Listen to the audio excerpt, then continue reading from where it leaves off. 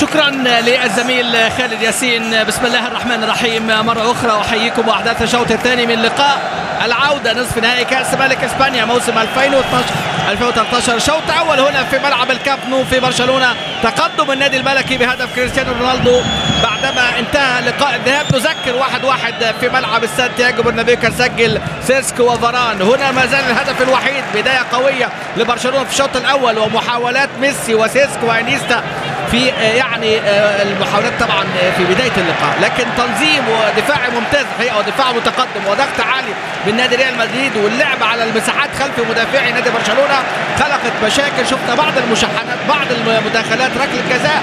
سجل الهدف اللقاء الوحيد عن طريق كريستيانو رونالدو في دقيقه 13. الشوط الثاني ينطلق برشلونه في حراسه المرمى بينتو خط الظهر كما هو التشكيل: الفيش، بوجو، بيكي، البا. وسط الملعب بوسكيتس وتشافي وفابريجاس وبيدرو وميسي واخيرا انيستا. ثم بعد ذلك تشكيله ريال مدريد: دييغو لوبيز حراسه المرمى، خط الظهر البروة وراموس وفاران وكوانتراو. وسط الملعب تشابي الونسو وخضيره واللاعب اوزيل، ثم دي ماريا وايجوايين وكريستيانو رونالدو. حكم اللقاء والسيد البرتو اندري ماينكو. شوط اول يعني لاقى بعض الاستهجان بعض النقد من جانب جماهير نادي برشلونه عندما سقط بيدرو في التحام مع تشابي الونسو، ولكن لم يحتسب ركله جزاء. وايضا في كره كان فيها تدخل من انخيل دي ماريا مع ميسي لكن خارج منطقه الجزاء، ثم اعاقه ميسي داخل منطقه الجزاء من جانب الحكم عندما وقف في مسيره ميسي. هذه من المساحات والضغط العالي، وفاران احد النجوم القادمين بقوه في عالم كره القدم انه اللاعب الفرنسي رافائيل فاران. 19 سنه، هيتم 20 سنه في 25 فبراير. بيبي بالمناسبه تم 30 منذ ايام. انطلاقه حلوه انخيل دي ماريا. الادوار الهجوميه الشوط الاول كان له ادوار دفاعيه مسانده اربيلوا، تنتهي الهجمه على طول السريعه. بدلاء كلا الفريقين، بدلاء نادي برشلونه اليوم: فالديز وماسكرانو وتيو وفيا وادريانو وسونج وتياجو، في حين خارج القائمه النهارده اليكسيس سانشيز وابيدال طبعا ودوس سانتوس ومونتويا وبارترا. امامنا هنا رورا الذي يتولى المهمه وهو المساعد في غياب تيتو فيلانوفا الذي يواصل العلاج بالمتحدة الأمريكية. بدلاء نادي ريال مدريد: أدان وبيبي وكاكا وإسيان ومودريتش وبنزيما وكيليخون. وخارج القائمة النهارده كارفايو وموراتا ومارسيلو والبيول والمصاب طبعا كاسياس. هذه الانطلاقة بالنجم الشوط الأول بدون منازع كريستيانو رونالدو CR7 بانطلاقاته الصاروخية أطلق يعني كرة لا تصد ولا ترد، ركلة الجزاء اللي سجل منها هدف اللقاء الوحيد في الدقيقة 13 عشان يسجل هدفه رقم 11 في مباراة الكلاسيكو، والهدف السادس ليه في 6 مباريات متتالية في ملعب الكامب نو في مرمى فريق نادي برشلونة. هذه الحارس بينتو 37 سنة، حارس سيلتا وحارس مرمى ريال بيتيس اللي انضم في 2007 لنادي برشلونة، يكون بديلا لفيكتور فالديز. حديث عن الحارس القادم في حال رحيل فيكتور فالديز الى نادي الارسنال كما يعني ذكر في الايام الماضيه. حارس فورمز الهولندي ممكن ياتي من سوانزي بطل كاس الرابطه الانجليزيه منذ ايام قليله. ايضا قد ياتي الحارس فيرمير حارس المرمى لفريق نادي اياكس الهولندي. والكلام ايضا عن دخية، الكلام عن رينا، لكن امامنا نادي برشلونه عليه ان يخرج سريعا من هذا المأزق لانه بالفعل في هذه الحاله وفي هذه النتيجه يكون خارج بطوله كاس ملك اسبانيا اللي بيحمل لقبها ورقم القياس 26 لقب بلقب الانيستا. الضغط العالي هنا من انخيل دي ماريا، الورقه الرابحه في مباراه اليوم دفاعيا وعامل مجهود كبير قوي انخيل دي ماريا في انطلاقه جميله من انخيل دي ماريا. استلام على طول من جانب اللاعب اوزيل، هجمات المرتده هنا اجوايين مع كريستيانو رونالدو. شوف الحماس الكبير، يلم حلو قوي ويلم الدفاع في لقطه واحده ويرجع يجيب بوسكيتس وشمال ويمين ومرجحه وواحده ثانيه اهي في المساحات الضيقه. الحاجات بقى حاجات النفسيه، الحاجات اللي تدغدغ المشاعر، الحاجات المعنويه اللي بيحاول بقى اللاعبين الكبار يظهروا امكانياتهم وقدراتهم. نادي برشلونه يملك الحلول ولكن حتى الان نجومه ليس في افضل حالاتهم. المساحه مفيش تسلل، انطلاقه يضيع كوانتراو سجل في اسبانيول هذا الموسم. كوانتراو في هذه الانطلاقه يضيع اول فرص الشوط الثاني، الهدف الثاني اللي كان ممكن يعني ينهي الامور، ولكن نادي برشلونه في انذار مبكر من جانب النادي الملكي بعد فرصه كوانتراو الكبيره جدا في الدقيقه 50 من عمر اللقاء. جماهير برشلونه التي تساند وتؤيد في هذه اللحظات لان بالفعل الفريق يحتاج الى الدعم. 18 فوز و4 مباريات تعادل في اخر 22 لقاء في الكامب نو. في حين اخر 10 زيارات لنادي ريال مدريد خارج ملعبه فاز فقط في 3 لقاءات.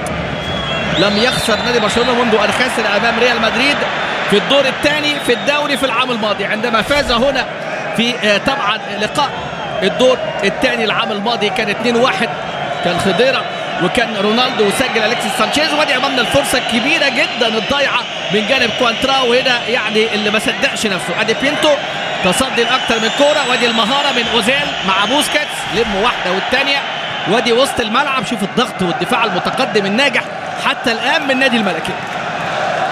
وبرشلونه لا يملك الحلول، دهاء وذكاء مورينيو امام طبعا يعني المسؤول المؤقت رورا في غياب تيتو فيلانوفا. ادي الكره العاليه على طول، بيكي تلقى انذار، بوجول خد انذار الشوط الاول، ايضا كان واخد انذار اللاعب اربيلوا. لاعبين المهددين لو خدوا انذارات النهارده يجيبوا على النهائي، كل من داني ألفيش وسيسك وطبعا ماسكيرانو ضمن البدلاء. وفي برشلونه دي الاسماء الموجوده، لكن في الريال تشابي الونسو وكريستيانو رونالدو وكارفايو طبعا خارج القائمه مباراه اليوم. امامنا بنتابع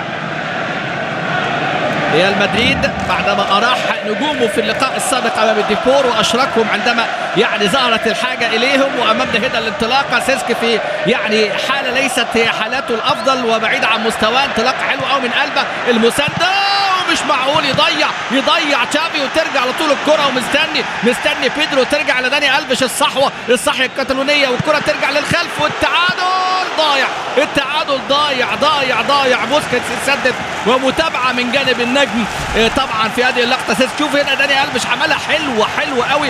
وادي امامنا بوسكيتس اهدافه ليست بالكثيره في هذه اللقطه، سجل في شختار وفي تشيلسي اوروبيا، ومسجل في مرمى اتلتيكو هذا الموسم، يبحث يعني في هذه اللقطه عن هدف، ولكن ضاعت الفرصه من بوسكيتس. وامامنا هنا التعادل ضاع من جانب ايضا سيسك في الفرصه المزدوجه، وركنيه هي الثالثه، لكن بوجول الى خارج الملعب.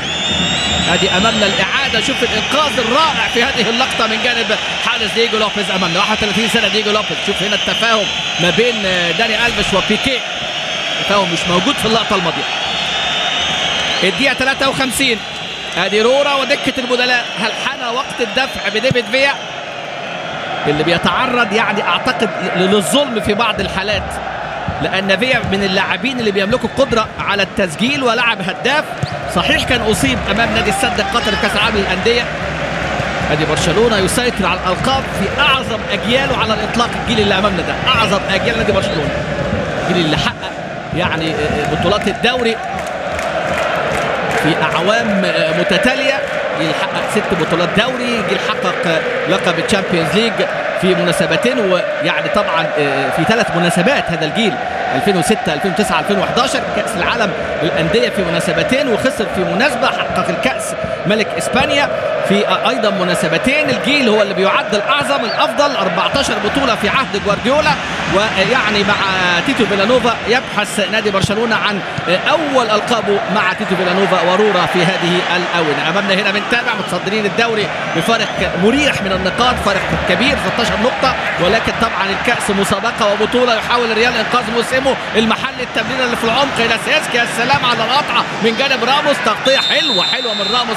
وامامنا هنا تدخل قوي، وحكم اللقاء يدي خطا لصالح سيرخيو راموس. كان في مشاحنه وكان في تدخل قوي مع يعني راموس ومع ألبا، كده دخلوا الاثنين في حوار وجدل كبير قوي قبل ان ينتهي الشوط. وامامنا هنا التدخل القوي، شوف الكوره اللي امامنا وشوف تدخل من جانب ميسي مع راموس في هذه اللقطه. رورا شوف يحمس اللاعبين، يطلب من اللاعبين الروح الكتالونيه، روح الكتالان في هذا المعقل في هذا الملعب. ادريانو وفيا، وادي الفرصه بتاع بوسكيتس التسديده القويه، لكن يا سلام دييجو لوبيز يتالق وتضيع الفرصه على اعتاب المرمى، طلعها من امام اللاعب سيسك. هنا كان مغطي المدافع اربيلوا وابعدها الى ركله ركنيه. بيكي امامنا صراع مع إيجوايين يعني لم يظهر كثيرا، لان يعني بيتحرك خلف المدافعين ويحاول. امامنا هو كريستيانو رونالدو، خلاص حلو قوي، لكن شوف هنا داني ألفيش يعني قال له تعالى بقى زهق هنا، وعملها بسن الجزمه، تصل على طول الكره. امامنا في هذه اللقطه اوزيل الى المنطلق، كريستيانو رونالدو خطيره، كريستيانو رونالدو في هذه اللقطه خطره جدا. شوف الجماهير بقى هنا، الجماهير اللي يعني بتتابع اللقاء خلف المرمى. ادي كريستيانو رونالدو مالوش حل في هذه المباراه، هو رجل المباراه بدون منازع. سارق القلوب والألباب في هذه المباراة. في المساحات ينطلق، في الكرات اللي خلف المدافعين، تسديدات، 3 ركنيات مقابل ركنية، لكن هدف واحد يكفي، هو هدف كريستيانو رونالدو. الكرة العالية راموس، لكن يطلع بيكيه، الكرة والصراع الكبير على طول هنا قلبة، ترجع على كوانتراو صاحب الفرصة الأخطر في الشوط الثاني، الفرصة الخطيرة للنادي الملكي. تدخل قوي جدا، تدخل قوي جدا من سامي خضيرة أمامنا. ده الكلام اللي قال عليه رورا قبل المباراة. شوف هنا سامي خضيرة، ادي امامنا هنا اللي من اصل تونسي ولاعب المنتخب الالماني، لاعب اللي انضم من نادي شتوتجارت في 2010 النادي الملكي، يبحث عن نجم جديد هو جاريث بال، اللاعب طبعا الجالاكتيكوس الجديد، اللاعب اللي هينتقل من توتنهام الانجليزي في يعني نهايه هذا الموسم الى نادي ريال مدريد. اول الصفقات استلام على طول نادي برشلونه، واثق قوي ان هيجيب نيمار طبعا من نادي سانتوس في فتره الانتقالات ان شاء الله بقى في الصيف القادم. الى امام الكره على طول الى خارج الملعب.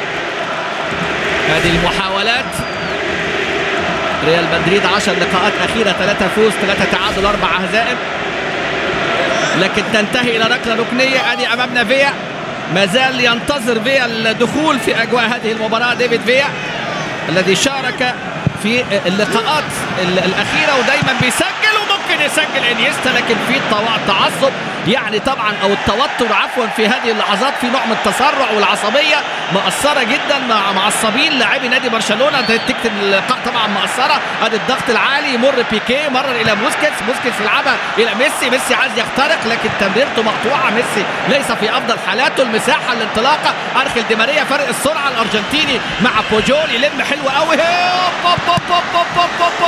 كريستيانو هيقطع الشبكة كريستيانو رونالدو. يا سلام يا ارخل دي ماريا، يلم بوجول وتأتي الكرة الى كريستيانو رونالدو اللي يسجل الهدف الثاني في الدقيقة 57. لكن المكافأة لابد ان تكون بالمناصفة ما بين ارخل دي ماريا السريع اللي عمل عمايله في بوجول ثم سدد وانقذ بنتو، ولكن كرة تذهب الى فريق نادي ريال مدريد. نادي الملكي كريستيانو رونالدو هو نجم هذه الليلة، لا شك بالفعل هو نجم هذه الليلة، لأنه يتعامل مع دفاع برشلونة يعني بمنتهى الذكاء ومنتهى الحرص. شوف الكرة اتشالت ازاي من خضيرة، شوف الهجمة السريعة، شوف الدفاعات، دفاع نادي برشلونة الأخطاء القاتلة. وادي أرخل دي ماريا، الجول جه هنا، الجول هنا، خلينا شوف الطريقة دي واللمة دي. وادي محاولة بنتو جت اللي لا يخطئ أبدا في هذه اللقطة.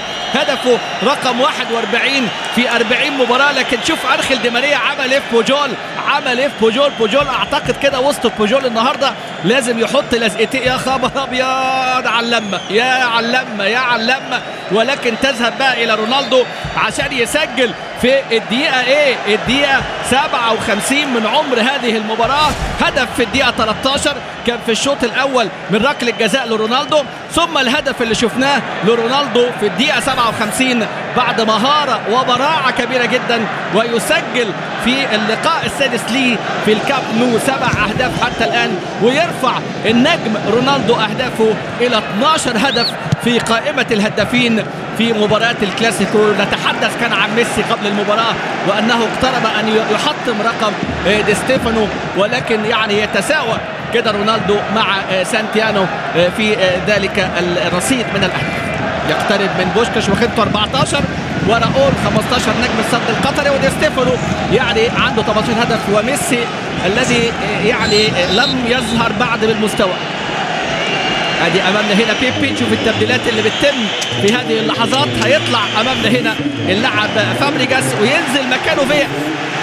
ادي امامنا ديفيد فيا، اول تبديل لرورا، تبديل متاخر جدا. امامنا هنا فيا ينزل في هذه اللحظات. ادي امامنا فيا 7 اهداف سجلهم هذا النجم طبعا فيا في اطار مسابقه الدوري هذا الموسم، ومسجل في الكاس عنده 5 اهداف.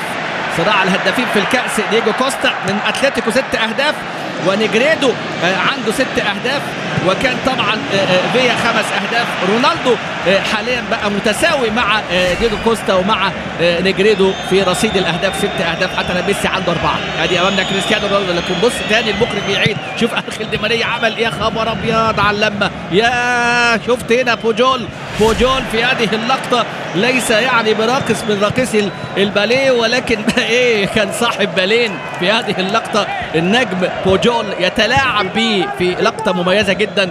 النجم أنخيل دي ماريا احد ابرز لاعبي هذه المباراه بعد كريستيانو رونالدو مباشره، ياتي في يعني المرتبه الثانيه في درجه الاجاده.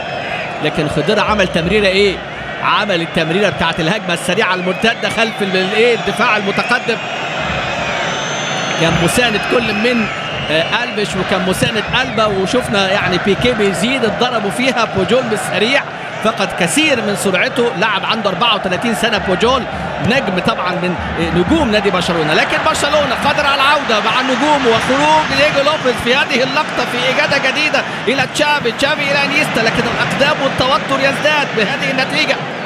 النادي الملكي هل يفعل ما فعله كما ذكرت في 92 1-1 كان التعادل ما بين الفريقين في ملعب سانتياغو برنابيو، كان سجل كل من باكيرو وزامورانو، ثم في لقاء العودة استطاع النادي الملكي يفوز هدفين قبل هدف ميتشل، وزامورانو كان سجل لودروب بقى في الدقيقة 87، يعني كان وقتها هدف لا يشفع ولا ينفع. هنا مع التفوق للنادي الملكي بثنائية حتى هذه اللحظة قبل مواجهة مانشستر يونايتد، اللقاءات الحاسمة الهامة، لأن الريال يحمل الرقم القياسي في الشامبيونز ليج برصيد 9 ألقاب، لكن لقب غائب عنه منذ عام 2002. يواجه مانشستر يونايتد في المباراة المنتظر ان شاء الله يوم 5 مارس. شوف اللمه وشوف عمل ايه أنخيل دي ماريا. أنخيل دي ماريا عمل عمايله هنا في اللقطه الماضيه. وادي امامنا كريستيانو رونالدو بمهاره كبيره جدا، منتظر الكره تحبه، كره بالطوع النهارده، يسدد امامنا هنا في هذه اللقطه. الحذاء الذهبي 2008 مع مانشستر يونايتد،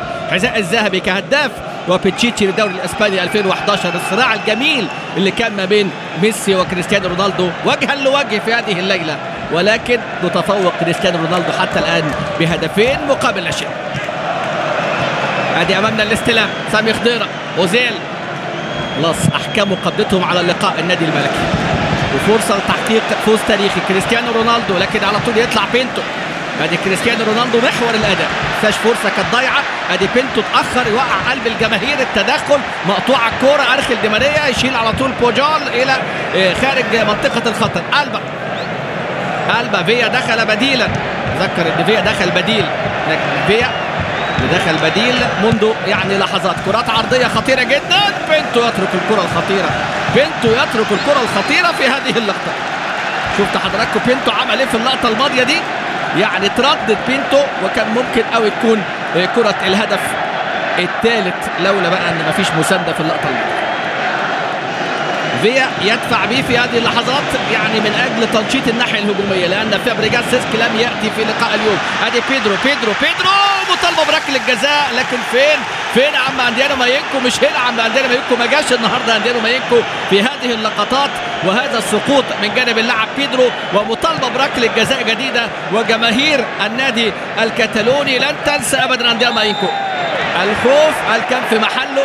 هل ما قال هرورا كان بالفعل في محله؟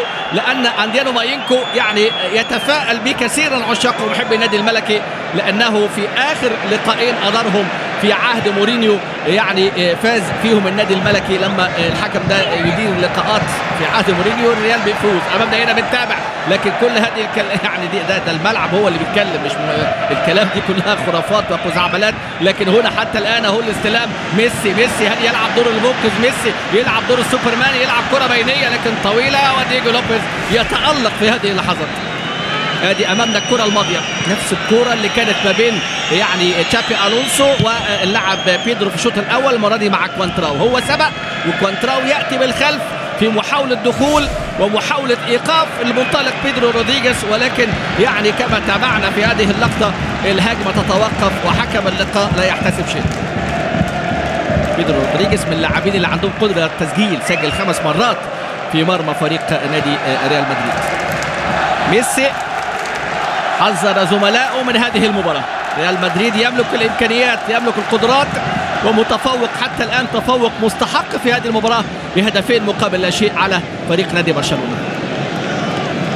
إنيستا ميسي يعدي، لكن شوف الزحمة عاملين كماشة، يعدي من هنا يلاقي على طول راموس، يعدي من ده يلاقي فاران، انطلاقات، المساحات الخطيرة. شوف هنا بقى التوقيت، وادي عملنا التمريرة، مرة دي اتزحلق وراجع عمل تغطيه هنا بوسكيت في هذه اللقطه. ادي بوجول والحديث مع الحكم المساعد. حكم المساعد بالومار وجودوميرو المساعد الثاني في مباراه اليوم مع البرتو انديانو ماينكو. داني ألفيش لسه متبقي حوالي 65 دقيقه خلاص. لن نرى وقت اضافي في هذه المباراه، لن نرى وقت اضافي ولا ركلات ترجيح. الامور هنا من لا شيء تعطي النتيجه حتى الان، تعطي التاهل طبعا لفريق نادي ريال مدريد، لان اللقاء الاول كان انتهى التعادل 1-1 في ملعب السانتياغو برنابيو. فوز كان 3-2 في السوبر هنا في هذا الملعب لصالح برشلونه. كان الاهداف لبيدرو وميسي وتشافي، وكان سجل رونالدو وارخيل دي ماريا. ثم فاز الريال 2-1 في لقاء العودة وأحرز لقب السوبر الإسبانية. ثم كان لقاء الدوري 2-2 سجل كريستيانو رونالدو هدفين وميسي هدفين. ثم 1-1 في ذهاب مسابقة الكأس نصف نهائي. كما نتابع إن شاء الله الفائز في مجموع اللقاءين اللي هو حتى الآن ريال مدريد هيلتقي مع الفائز في مجموع اللقاءين من إشبيليا أتلتيكو مدريد. اللقاء الأول كان انتهى لصالح فريق أتلتيكو مدريد بهدفين مقابل هدف. ادي الليزر، لكن ما ينفعش الليزر مع CR7. الصاروخ اللي منطلق، رصاصتين النهارده، رصاصه اولى من ركله الجزاء في الدقيقه 13 ورصاصه ثانيه في الدقيقه 57 في مرمى الحارس بينتو، من خلال يعني اداء متميز جدا من نادي ريال مدريد وتفكير لا شك صائب من جانب مورينيو في لقاء اليوم. استلام على طول هنا من جانب اللاعب الذي يبحث عن نفسه في مباراه اليوم. امامنا هو اللاعب ألبا استلم، عدى من أربيلوا. هذه امامنا هنا الضغط، لكن الدفاع فاران. كأن المباراه كربونيه من مباراه الميلان الاخيره. سجل بوتينج وسجل كان اللاعب مونتاري. ادي امامنا هنا بقى الفارق السرعه. لو كان بقى يعني ارخيل دي ماريا مع بيكيه ما كانش عدى، لكن جاله مين؟ جاله بوجول. سهل المرور وسهل الانتقال، يعني في الكرات السريعه دي بتبقى فيها خطوره. هنا الكره تطلع الى خارج الملعب. اوزيل، شوف هنا بقى المحطات المهمه الشوط الثاني. اوزيل بقى محطه مهمه قوي. ادي امامنا ساسك مش راضي عن ادائه تماما. وامامنا هنا تشوف بقى الاحتجاج على حكم اللقاء والحديث مع الحكم الرابع عن اداء حكم مباراه اليوم. وادي امامنا اللاعب كاليخان، ورقه رابحه دايما يعتمد عليها في يعني الامور التكتيكيه، لاعب محبب تكتيكيا. اللاعب كاليخون سجل في مايوركا وسجل هدفين في مرمى اياكس ومسجل ايضا في الكاس. وامامنا الهدف الثالث بالتخصص.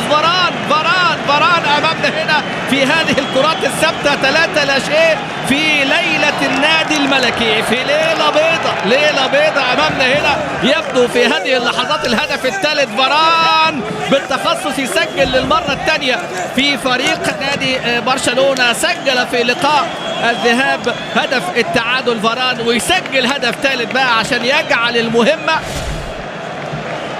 مش صعبه، مستحيله امامنا. يشوف هنا ارتقاء وحاططها فين. يا سلام يا فاران، بيراقبوا كريستيانو رونالدو اللي قفز في يعني احد قفزاته 263 سم، يعني هو طوله 185 وزودوا عليها 73 سم ارتقاء. ده اعلى. فاران علي فوق ويطير فاران بالكرة، ويطير بالانتصار، ويطير بالفوز، ويطير بالتأهل هنا في ملعب الكامب نو بهذه الثلاثية القاسية جدا في ملعب اللقاء حتى الآن. ادي امامنا النتيجة، تبدو قاسية، تبدو مؤلمة، ولكن يعني هي دي كرة القدم. برشلونة يجد الصعوبة في ملعبه، وكان قد أهدر فرصة الفوز في السانتياغو برنابيو عندما لم يلعب أرخيل دي ماريا ولم يلعب كونتراو ولم يلعب راموس. والنهارده في ملعبه يعني متأثرا بالخسارة أمام الميلان. صحيح خرج منها بفوز على فريق إشبيليا 2-1، لكن فاران أمامنا هنا المكسب الكبير. يسجل في هذه اللحظات بقى الهدف الثاني ليه في إطار كأس ملك إسبانيا بألوان النادي. كان سجل في بونفردينا العام الماضي، وكان سجل أيضا في رايو فايكان. أمامنا هنا اللاعب اللي بيحاول لعب بوجول، لكن أوزيل.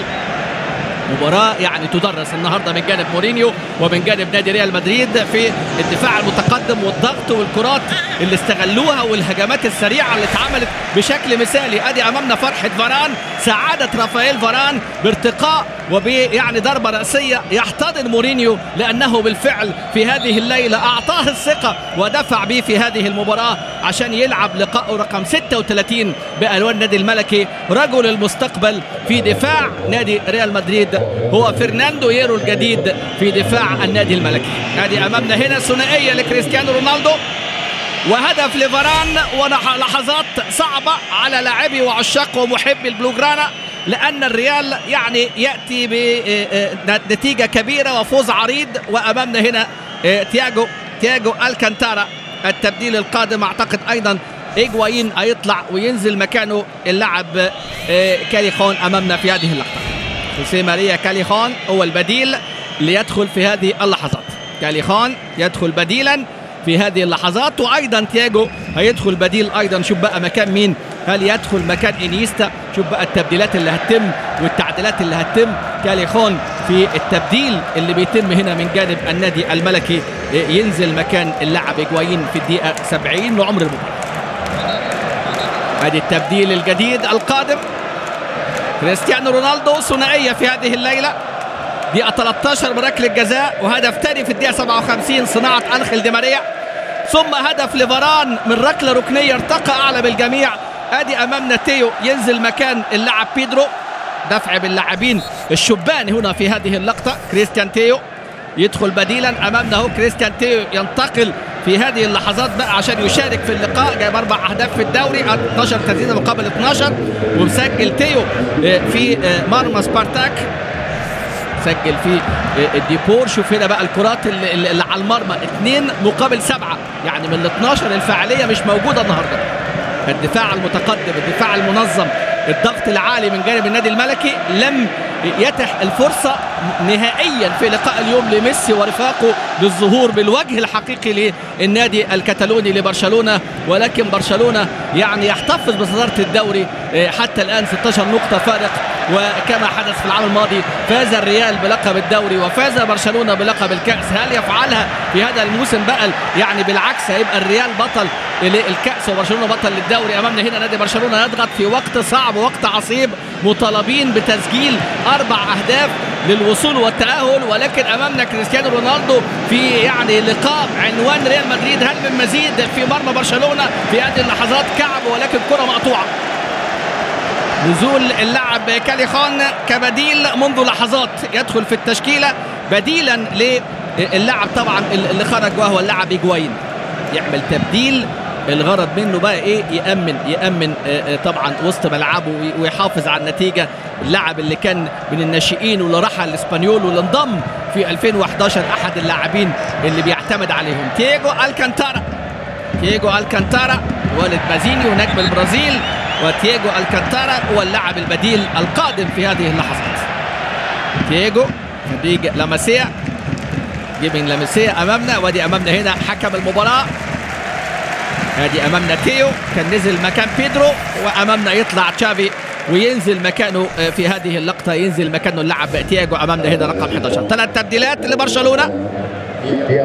نزول فيا بديلا لفابريكاس سيسك، نزول تيو مكان بيدرو، واخيرا نزول اللاعب تياجو الكانتارا بديلا للنجم تشافي البعيد عن مستوى النهارده. تتفوت الكره لكن مقطوعه. هنا الانتقال، خضيره صنع الهدف الثاني الجميل، كان بدايه الهجمه. ادي خضيره، هل يسجل زي ما سجل في الموسم الماضي في اطار الدوري في الانتصار اللي كان هنا 2-1 للنادي الملكي، اللي هيرفع بالمناسبه انتصارات 89 انتصار قبل 87 انتصار لصالح نادي برشلونه في اجمالي اللقاءات. انطلاقه هنا ومحاوله، لكن على طول تدخل وتطلع الكره لخارج الملعب.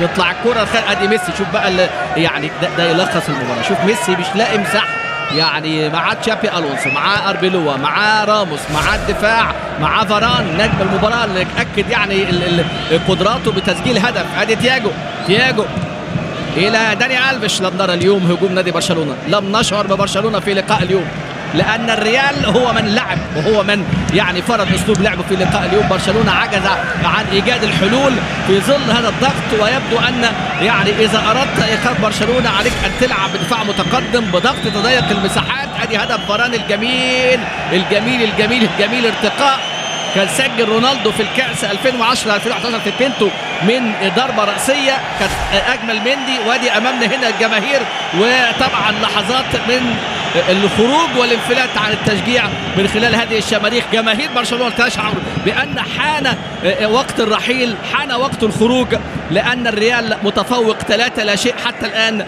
في هذا الملعب. 3-0 في هذا الملعب.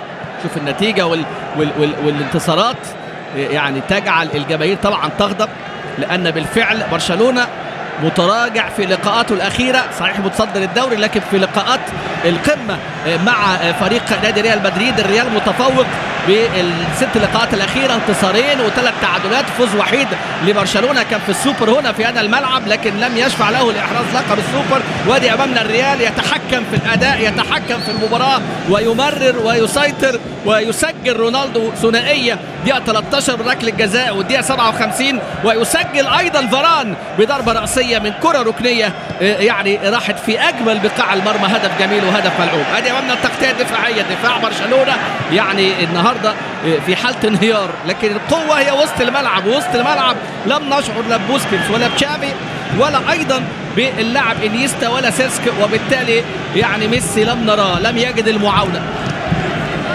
ريجو ساكي قال لك الفرق ما بين رونالدو وما بين ميسي ان زملاء ميسي بيوصلوه للمرمى، يعني بيدوا له 20 طلقة في المباراة يضربهم، في حين يعني مع كريستيانو رونالدو وزملائه ما يدوش. النهارده بقى الآية تنقلب، ويتألق كريستيانو رونالدو بإيجاد حلول السرعة الموجودة عنده وانطلاقاته الممتازة جدا.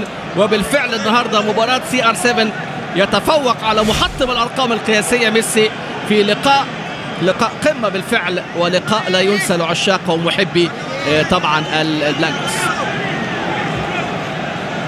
المارينجز الحلوى البيضاء النهارده اكيد يعني ستكون احتفالات كبيرة في ثابلس، طبعا هذا الميدان الشهير الذي يحتفل فيه عشاق ومحب ريال مدريد. رامبلاس هي منطقة وشارع حيوي جدا، وبورتو أوليمبيكو في مدريد دائما تكون مسرح لأحداث الانتصارات والفوز والألقاب، ولكن لقب الليجا يقترب من جانب نادي برشلونة، ولكن لقب الكأس حتى الآن على أعتاب مباراة نهائية نادي ريال مدريد في وقت متبقي حوالي 13 دقيقة ومتقدم 3-0، وفي مجموع اللقاءين متقدم 4-1. مباراتهم في نصف النهائي كانت يعني تفوق فيها من جانب نادي ريال مدريد. 5 لقاءات في نصف النهائي، الريال فاز في 3 ذهاب وعودة طبعا، وبرشلونة فاز في مجموع لقاءين. آخر مرة اتحركت يوم 93 كان في مشوار اللقب. ودي هدف شرفي، حتى الهدف الشرفي بيضيع من كريستيان تيو، ويبدو هناك تسلل. مسرح يعني مسرح الأحداث في لقاء اليوم هنا في الكامب نو، تسللات كثيرة جدا، ورورا يسقط في هذا الاختبار لأنه يعني لم يجد نفسه أمام خبرة مورينيو. يطلب من اللاعبين الروح والإصرار والعودة للقاء، ولكن يبدو يعني الأمور صعبة في هذه اللحظات. هذه أمامنا أوزيل، تبديل جديد قادم في هذه اللحظات، هينزل مكانه بيبي. هذه أوزيل هيطلع وينزل مكانه بيبي في هذه اللحظات. ينزل بيبي خلاص يعني نقدر نقول النجاح الكبير النهارده لمورينيو في هذه الليلة. رابع انتصار في 16 مباراة لمورينيو أمام برشلونة مع ريال مدريد، مقابل 6 تعادلات و6 هزائم. فوز الرابع أمامنا هنا يقترب مع مرور الوقت ومع هذه التبديلات. كارانكا وكاليخون تصريحات كانت ضد ميسي، وكان يعني سيسك قال أن الرد سيكون في الملعب، ميسي سيرد على منتقديه، ولكن ميسي لم يرد اليوم. ومش عيب، ميسي يعني نجم كبير، ويعني ميسي هو محط الأرقام القياسية. ميسي اللي يعني عمل الأشياء المبدعة واللي فاز بلقب أحسن لاعب في العالم 4 مرات. لما يخفق ولما يمر بمرحلة صعبة شيء طبيعي، لأن يعني دوام الحال من المحال. واليوم الريال مدريد يستحق أن يكون هو المتفوق في هذه الليلة. والعشاق والمحبين يقول لك الريال يعني يتفوق في المواجهات الحاسمة أمام برشلونة بقى في موضوع النقاط في الفترة الأخيرة هو المتفوق في إحراز لقب الدوري، في الوصول إلى الشامبيونز ليج في الأعوام الأخيرة. 3 ألقاب بخلاف لقبه في 92، يعني 4 ألقاب. هنا امامنا الضغط العالي من جانب النادي الملكي لكن الى خارج الملعب. 80 دقيقه ونتيجه المباراه هي نتيجه طبيعيه، لان برشلونه فقد اهم عناصر القوه. عندما كان يفقد الكره كان يبدا الضغط المبكر، فقد التيكي تاكا، فقد التمرير والسرعه والتحركات. هذه الحلول لم نشعر بفيا الذي دخل مدينة يمرر فيا الى كريستيان تيو. كريستيان تيو امامنا هنا في هذه المناوره، مناورات كلها باءت بالفشل. حكم المباراه في التحرك يعني داخل الملعب النهارده نديله ايه كابتن جمال الشريف بقى القيم. تحرك وحش قوي حكم اللقاء، دايما بياتي في مسار الكره. الشوط الاول حرم ميسي بالانطلاقه كان ممكن تكون هدف. ادي انيستا يبحث عن الحل لكن امام دفاع وامام وسط ملعب حديد النهارده. خضيره مع تشابي الونسو مع فاران مع راموس مع اربيلوا مع كوانتراو، ما ننساش انخيل دي ماريا وما فعله دفاعيا في هذه المباراه، ان كان له دور خفي. انخيل دي ماريا تعودنا عليه ادواره الهجوميه، النهارده كان هو المساند وهو المعاون وهو اللي دور مهم قوي مع اربيلوا في هذه المباراه لايقاف الهجمات الجبهه اليسرى اللي فيها ألبا وفيها انيستا. والكره قلبة على برشلونه، الكره يعني مش مع برشلونه، الكره قلبت على برشلونه خلاص. لكن برشلونه ما زال عنده يعني الكثير، عنده قدره على العوده.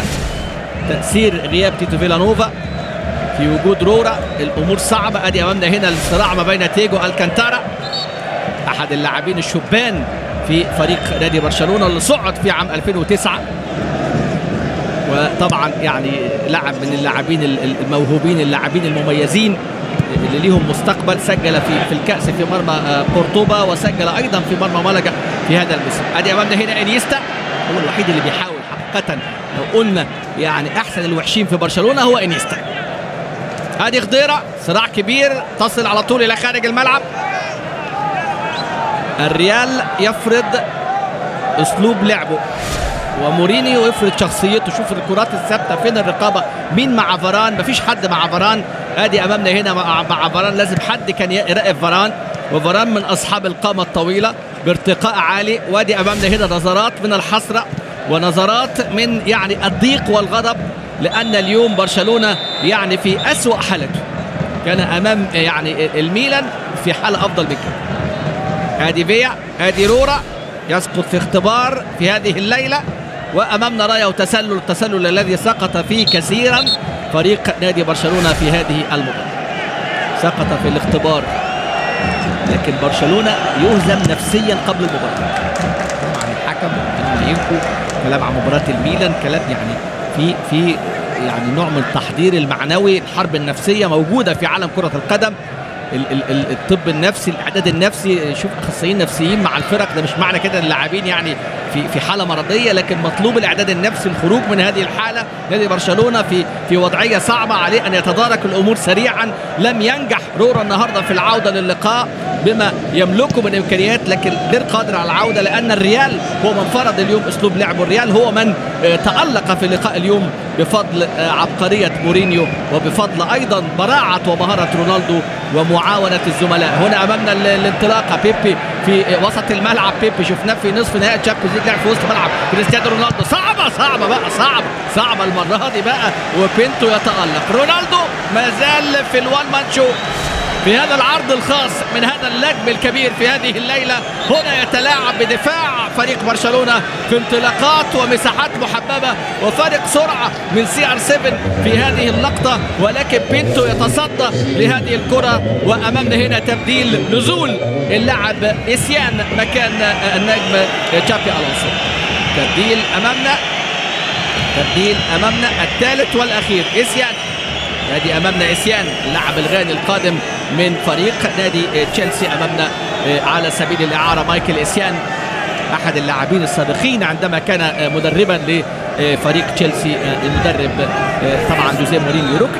ركنيه هنا اللي امامنا هنا، 3 ركنيه الريال، 6 ركنيات لبرشلونه و3 للريال. وسجل الريال من احد هذه الركنيات الهدف الثالث عن طريق اللاعب فران. كريستيانو رونالدو في مباراه لا تنسى، لهذا النجم الكبير.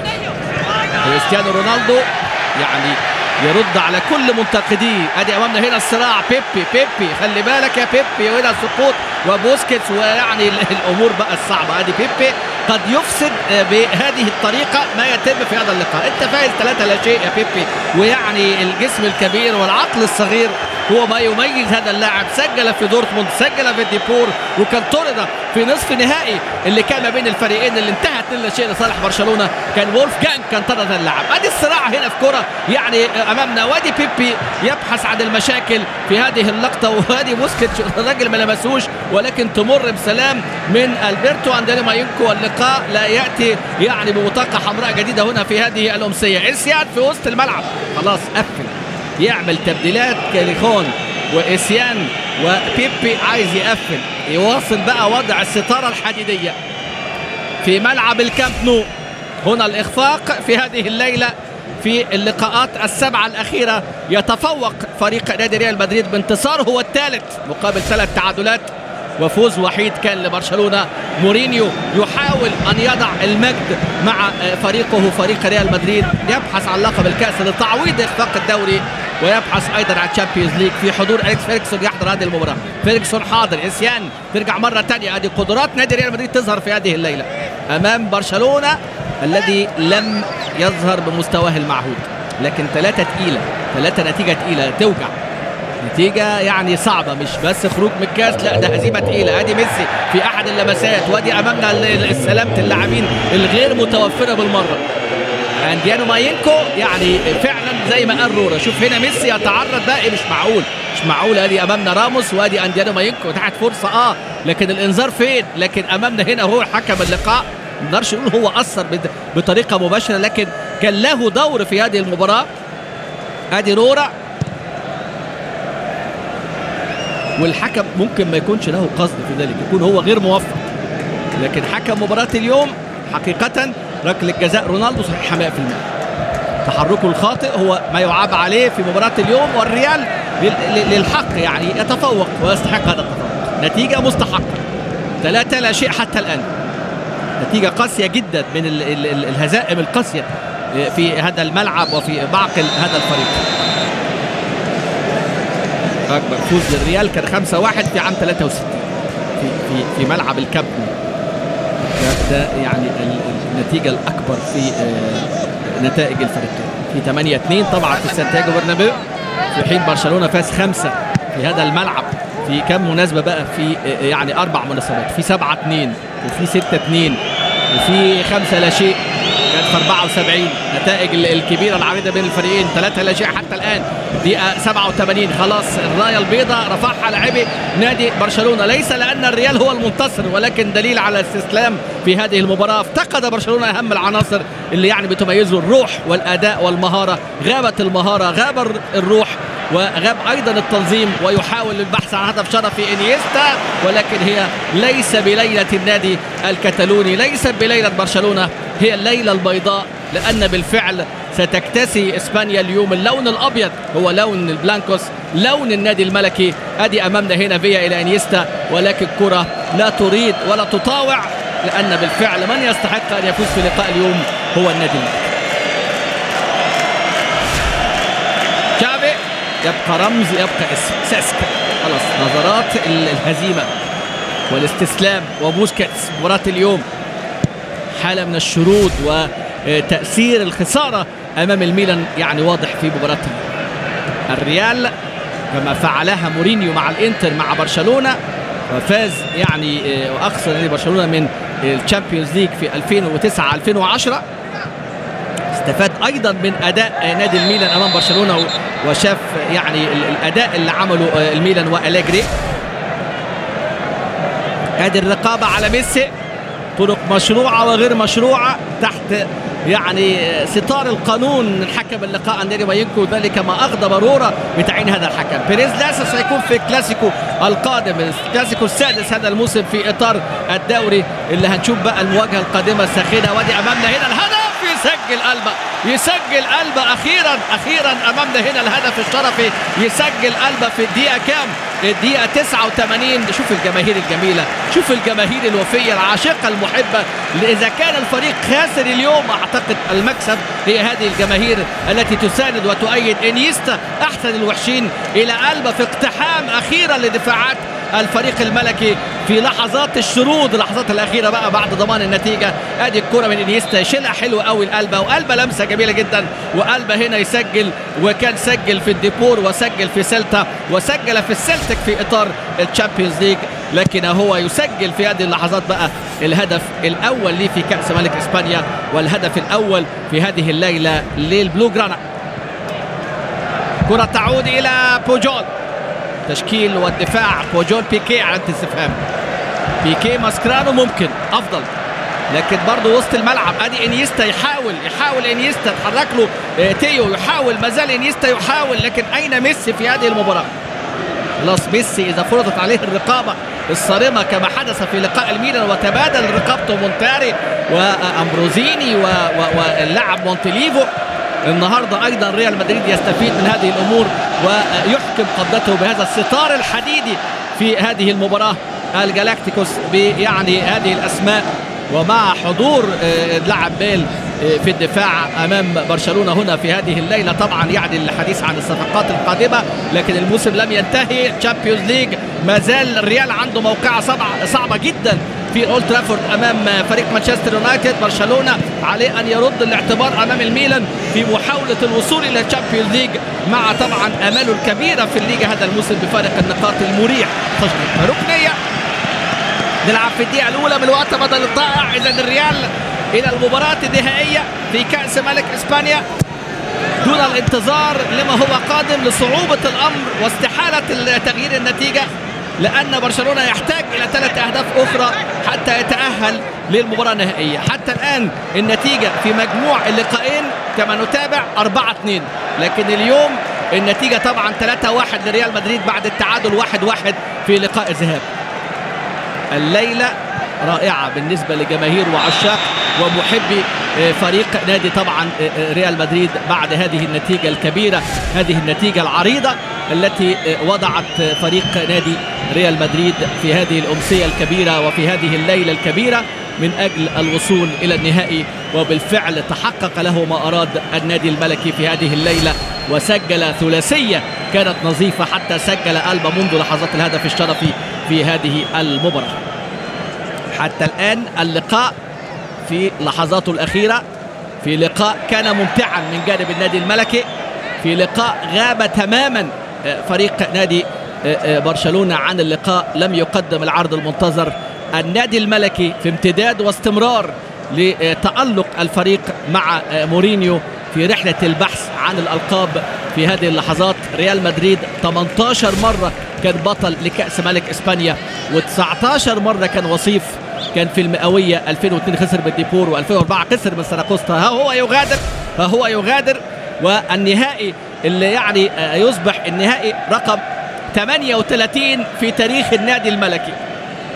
النهائي رقم 38 في تاريخ النادي الملكي، في حين برشلونة يودع البطولة في النهايات. على فكرة لعبوا 6 مرات، نتيجة 3-3، كان كل فريق فاز 3 مرات. يعني هنا اللاعب داني ألفيش لم يظهر كثيرا. النهائي رقم 40 في تاريخ النادي الملكي في هذه المسابقة، ومسابقة كأس ملك إسبانيا التي انطلقت في عام 1902. 26 لقب لبرشلونة، 23 لقب لأتلتيك بلباو، 18 لقب لريال مدريد، و9 ألقاب لأتلتيكو، و7 لفالنسيا، وساراكوستا 6، وإشبيليا 5. هنشوف بقى هنا النهائي في انتظار مباراة الغد إن شاء الله ما بين أتلتيكو وإشبيليا. لا تحزن أن برشلونة كبير، وبرشلونة يعني في هذه الآونة يمر بفترة صعبة. صحيح هو المتصدر، صحيح هو من يقدم أفضل العروض، لكن البارسا سيفضل وسيظل هو البارسا لعشاقه ومحبيه بهذه اللقطات المؤلمة لعشاق ومحبي برشلونة، مع لحظات الفرح، مع تفوق مورينيو، مع تفوق ريال مدريد، الوصول للمباراة النهائية على حساب فريق نادي برشلونة. الريال باقتدار وعن استحقاق وعن جدارة يصل للمباراة النهائية. التعادل كان 1-1 في الذهاب، هدف لسيسكو، هدف كان لفاران. في هذه الليلة رونالدو يتفوق بهدفين، دقيقة 13 ركلة جزاء ودقيقة 57، ثم فاران بالضربة الرأسية القاضية يسجل هدف ثالث دقيقة 68، وألبا الهدف الشرفي في دقيقة 89. 3-1، لكن يبقى الريال هو من يستحق الفوز، ويبقى برشلونة هو من يبقى له بقى المنافسة على لقب الدوري والتشامبيونز ليج. أنقل الكلمة للزميل خالد ياسين. مبروك للريال.